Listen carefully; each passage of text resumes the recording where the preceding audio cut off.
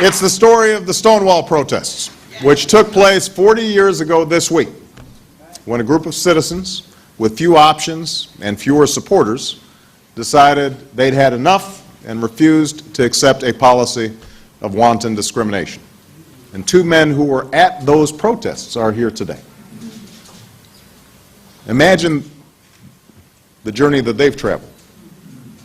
It's the story of an epidemic that decimated a community, and the gay men and women who came to support one another and save one another, and who continue to fight this scourge, and who've demonstrated before the world that different kinds of families can show the same compassion and support in a time of need, that we all share the capacity to love. So this story, this struggle, continues today. For even as we face extraordinary challenges as a nation, we cannot and will not put aside issues of basic equality. We seek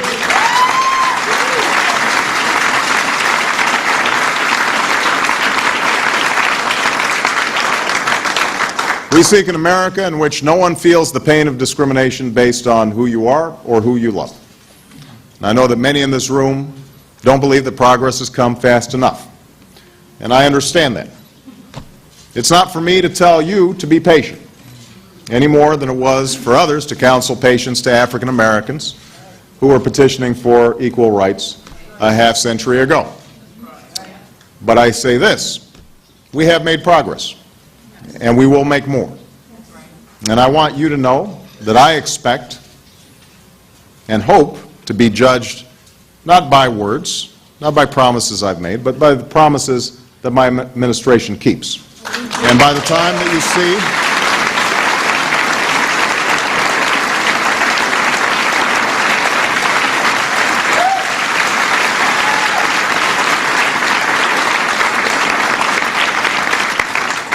we've been in office 6 months now. I suspect that by the time this administration is over, I think you guys will have pretty good feelings about the Obama administration. Stay with me here for a second. Last year, I met with Judy Shepard, Matthew Shepard's mom, and I promised her that after a decades-long struggle, we would pass inclusive hate crimes legislation. I promised that in the name of her son, we would ensure that the full might of the law is brought down on those who would attack somebody just because they are gay. And less than 6 months later, with Judy by my side, we marked the enactment of the Matthew Shepard Act. It is now the law of the land.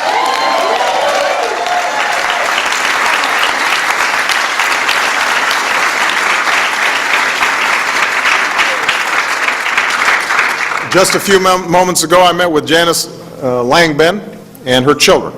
Where'd Janice go? There they are, right there. And when Janice's partner of 18 years, Lisa, suddenly collapsed because of an aneurysm, Janice and the couple's 3 kids were denied the chance to comfort their partner and their mom, barred from Lisa's bedside. It was wrong. It was cruel. And in part because of their story, I instructed my Secretary of Health and Human Services, Kathleen Sebelius, to make sure that any hospital that's participating in Medicare or Medicaid, that means most hospitals, allow gay and lesbian partners the same privileges and visitation rights as straight partners.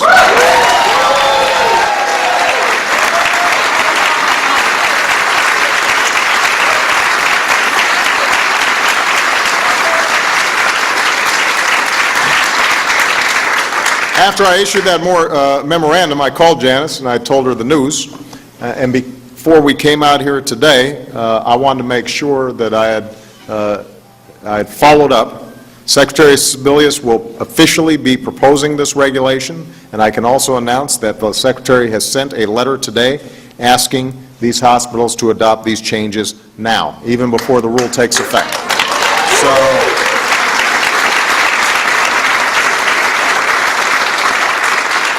nothing can undo the hurt that Janice's family has experienced, and nothing can undo the pain felt by countless others who've been through a similar ordeal. For example, Charlene Strong is here. She lost her wife, Kate Fleming, and Charlene is here along with Kate's mom, who said, on behalf of all mothers, thank you, because we think it's the right thing to do.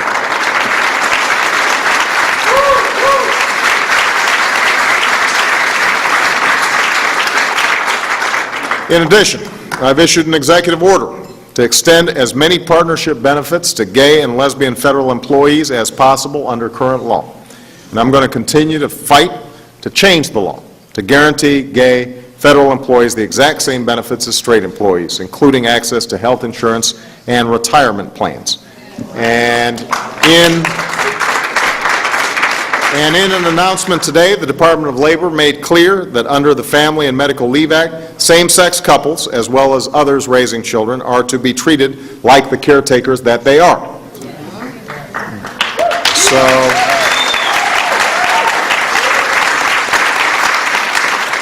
Because I believe that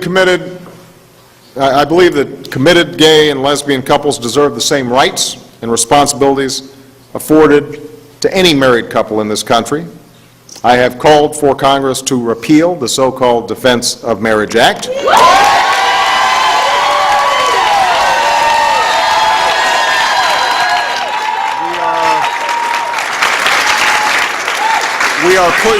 We are pushing hard to pass an inclusive employee non-discrimination bill. No one in America should be fired because they're gay. It's not right. It's not who we are as Americans, and we are going to put a stop to it.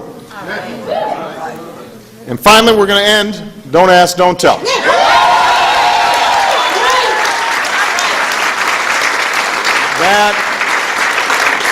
That is a promise I made as a candidate. It is a promise that I reiterated as president. It's one that this administration is going to keep. Now, the only way to lock this in, the only way to get the votes in Congress to roll back this policy is if we work with the Pentagon, who are in the midst of 2 wars. And that's why we were gratified to see, for the first time ever, the Secretary of Defense, Bob Gates, testify in favor of repeal, and the Chairman of the Joint Chiefs of Staff, Mike Mullen, has repeatedly and passionately argued for allowing gay men and women to serve honestly in the military. We know that forcing gay and lesbian soldiers to live a lie or to leave the military, that doesn't contribute to our security. It harms our security. And thanks to Patrick Murphy and others, for the first time in history, the House has passed a repeal that would allow gay and men and women to openly serve in our armed forces. And this repeal is authored so that the Pentagon can complete its review of the policy, which is critical, by the way, not only to passage, but it's also critical to making sure that the change is accepted and implemented effectively. In the Senate, the Armed Services Committee has approved repeal for the first time, and the full body is poised to vote soon. So here's the bottom line. We have never been closer to ending this discriminatory policy, and I'm going to keep on fighting until that bill is on my desk.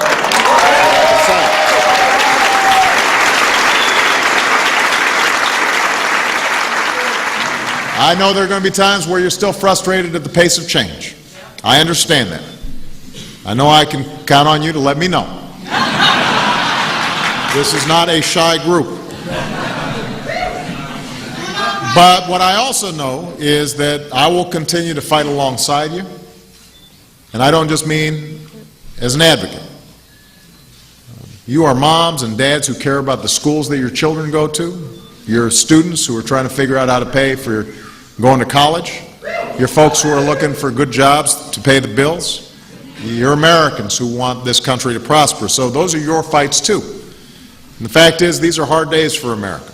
So we've got a lot of work to do, not only on ending discrimination, we've got a lot of work to do to live up to the ideals on which we were founded and to preserve the American dream in our time for everybody, whether they're gay or straight or lesbian or transgender. But the bottom line is, I am hopeful. I'm hopeful because of the changes we've achieved just in these past 2 years. Think about it. It's astonishing. Progress that just a few years ago people would have thought were impossible. More than that, what gives me hope is the deeper shift that we're seeing. That's a transformation not just in our laws, but in the hearts and minds of people. The progress led not by Washington, but by ordinary citizens. It's propelled not by politics, but by love and friendship and a sense of mutual regard and mutual respect. Last year, we finally put an end to Don't Ask, Don't Tell.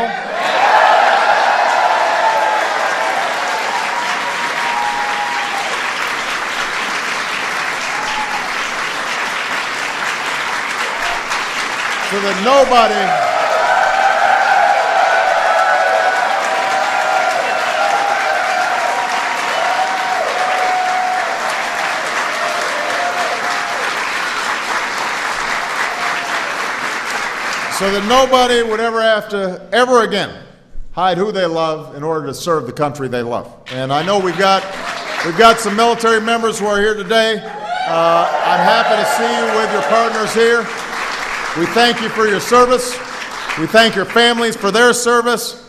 And we share your joy at being able to come with your spouses or partners here to the White House with your Commander-in-Chief. The genius of America is that America can change. And people who love this country can change it. And that's what we're called to do. And I hope that when we gather here next year and the year after that, we'll be able to say, with pride and confidence, that together we've made our fellow citizens a little more free, we've made this country a little more equal, we've made our world a little more full of love. So thank you very much.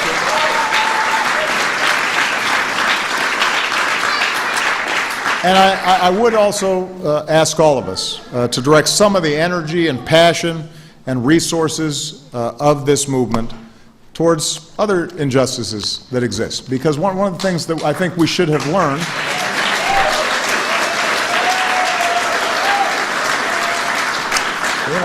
Dr. King said an injustice anywhere is a threat to justice everywhere. And that means that we've got to be able to set up a community that extends beyond our own particular narrow interests. We've got to make sure that we're reaching out to others who need our help as well.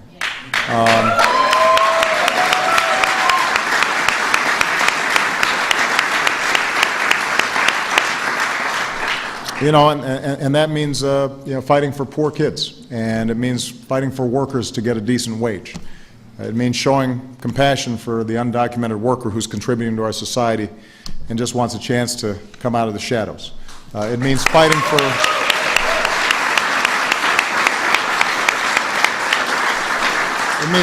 equal pay for equal work. It means standing up for standing up against sexual violence wherever it occurs. It means trying to eliminate any vestige of racial or religious discrimination and anti-Semitism wherever it happens. That's how we continue our nation's march towards justice and equality. That's how we build a more perfect union, a country where no matter what you look like, where you come from, what your last name is, who you love, you got a chance to make it if you try. You guys have shown what can happen when people of goodwill organize and stand up for what's right. We've got to make sure that that's not applied just one place, in one circumstance, in one time. That's part of the journey that makes America the greatest country on earth. And to a young boy or girl out there struggling with their own identity, the folks in this room are heroes, have shown extraordinary courage. Not only are you helping others find the strength to be true to who they are, you're helping America be true to who we are as a nation. And that's ultimately what this Pride Month is all about. It's about commemorating the bravery at Stonewall, when in the face of hatred and violence, a group of Americans decided to stand up for their rights to be who they are. It's about celebrating the extraordinary progress we've made in making sure that LGBT Americans can enjoy their rights to pursue life, liberty, and happiness. But it's also about pride in who we are as a nation. We are big and vast and diverse. We've got different backgrounds and different beliefs. We've got different experiences and stories, but we are bound by our shared ideal that no matter who you are or what you look like, where you come from, who you love, there's a place where you should be able to write your own ticket and be who you are. and revel in your true self. We're people who believe enough in America's promise to make it real for everybody. And those of us who know freedom and opportunity thanks to the toil and blood of those who came before us, we have an extra responsibility to extend freedom and opportunity to other people who are still marginalized and still facing injustice. Working families who aren't getting paid a living wage. Women who aren't getting paid equally for their efforts.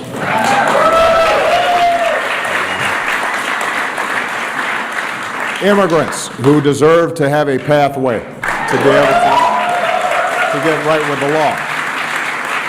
Anybody who's treated differently because of the color of their skin or the nature of their faith. Anybody whose right to vote is threatened. So there are still battles to wage, more hearts and minds to change. As long as there's a single child in America that's afraid they won't be accepted for who they are, we've got more work to do. But if the people in this room and our friends and allies across the country have proven anything, it's that even in the toughest of circumstances, against the greatest possible odds in America, change is possible. It's in our hands. Bayard Rustin once said, "We need in every community a group of angelic troublemakers." I like that. And that's what I see here tonight. People who aren't afraid to ruffle feathers in the name of justice and equality until we extend the full promise of America to every single one of us. And that's always been our story. Not just in Selma or Seneca Falls, but in Compton's Cafe, and the Stonewall Inn. It's the story of brave Americans who are willing to risk everything, not just their own liberty or dignity, but also doing it on behalf of the dignity and liberty of generations to come. They understood a truth that lies at the heart of this nation. When all Americans are treated equal, we're all more free. And that's what should give us hope. Despite our differences and our divisions and the many complicated issues that we grapple with, real change is possible. Minds open, hearts change, America shifts, and if the past few years have taught us anything, it's that people who love their country can change it. One of the most special moments of my presidency was that warm summer night last June when we lit up the White House.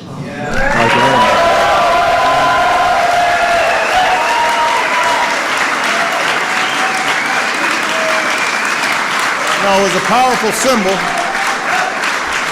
It was a powerful symbol here at home where more Americans finally felt accepted and whole, and that their country recognized the love that they felt. It was a beacon for people around the world who are still fighting for those rights. It was a reminder that when the change we seek comes, and when we move a little bit further on our journey toward equality and justice, we still have a responsibility to reach back and help pull up others who are striving to do the same. So enjoy tonight, have some champagne. Some of you already have, I can tell. Tomorrow, we get back to work. And by the way, we get back to work not just fighting on behalf of justice and equality for the LGBT community, but for everybody. Because one of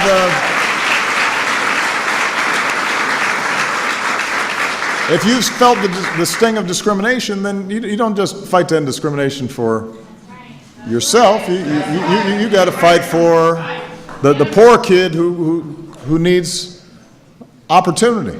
You need to fight for the working mom who can't pay the bills. You got to fight for some young woman on the other side of the world who can't get an education. It can't just be about us. It's about we and what we can do together. So I'm very proud to have fought alongside you. We got more miles in the journey, and I'm so glad that we're going to be traveling that road together. Thank you very much, everybody.